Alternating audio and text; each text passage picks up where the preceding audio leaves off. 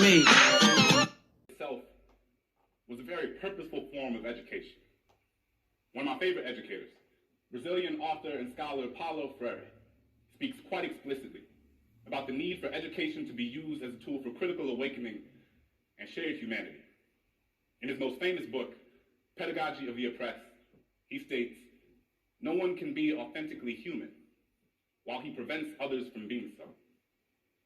I've been thinking a lot about this lately, this idea of humanity, and specifically who in this world is afforded the privilege of being perceived as fully human. Over the course of the past several months, the world has watched as unarmed black men and women have had their lives taken at the hands of police and vigilantes. These events and all that has transpired after them have brought me back to my own childhood and the decisions that my parents made about raising a black boy in America that growing up I didn't always understand in the way that I do now. I think of how hard it must have been, how profoundly unfair it must have felt for them to feel like they had to strip away parts of my childhood just so that I could come home at night. For example, I think of how one night when I was around 12 years old on an overnight field trip to another city, my friends and I bought super soakers and turned the hotel parking lot into our own water-filled battle zone. We hid behind cars, running through the darkness that lay between the streetlights. Boundless laughter ubiquitous across the pavement. But within 10 minutes, my father came outside, grabbed me by my forearm, and led me into our room with an unfamiliar grip. Before I could say anything, tell him how foolish he had made me look in front of my friends, he derided me for being so naive. Looked me in the eye, fear consuming his face, and said, "Son, I'm sorry, but you can't act the same as your white friends. You can't pretend to shoot guns. You can't run around in the dark.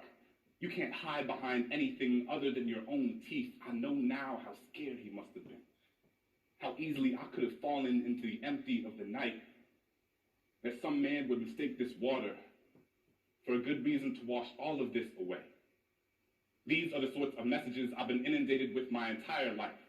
Always keep your hands where they can see them. Don't move too quickly. Take off your hood when the sun goes down. My parents raised me and my siblings in an armor of advice, an ocean of alarm bells so someone wouldn't steal the breath from our lungs, so that they wouldn't make a memory of this skin, so that we could be kids, not casket or concrete. And it's not because they thought it would make us better than anyone else. It's simply because they wanted to keep us alive. Now, yes, right over left, we the best. Welcome to Respect My Journey. I am your host, Carl Krause, the Crucian King, King Krause, that old black magic. I am here on salute and positive energy, but at the same time, on health and awareness at the same time, to let the people know, happy Black History Month. Ithiel Horton, Xavier Johnson, my man Odise Tony, Judge Champagne, Kuda Bali, all of you, my Pitt brothers, I'm in support of you. What Coach Capel did the other day at that game against Notre Dame was disgusting. He wasn't paying attention. He was playing with his hair while looking down at the ground, at the court, not paying attention to the game. He's already checked out. He's given up. I'm sitting there looking like, how can you give up on these young brothers? How can you do that to these people? After hearing what you just heard, now you have to think about how I think about it, but as a player, as a brother, as a family man, as a father, I wouldn't want any coach running after and trying to look like he's about to attack my son, especially at any point. I don't care. I don't want any grown man looking like he's about to come and attack my son.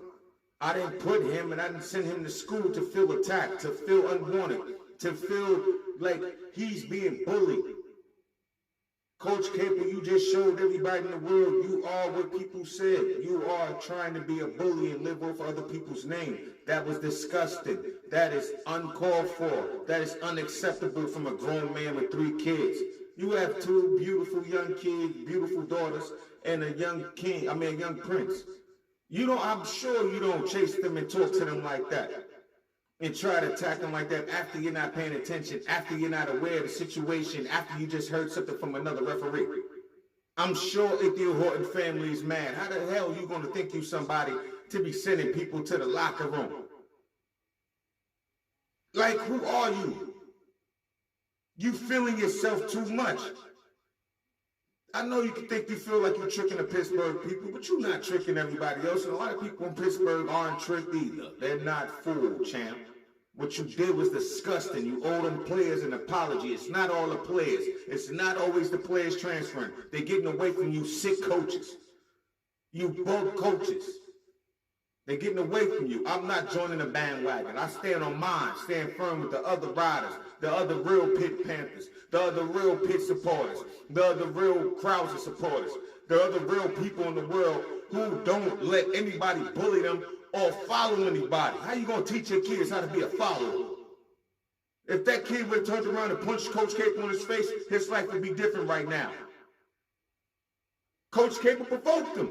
We already paying attention. He's running up on somebody. Do that to a man, not a kid, not a young fella. Do it to the man.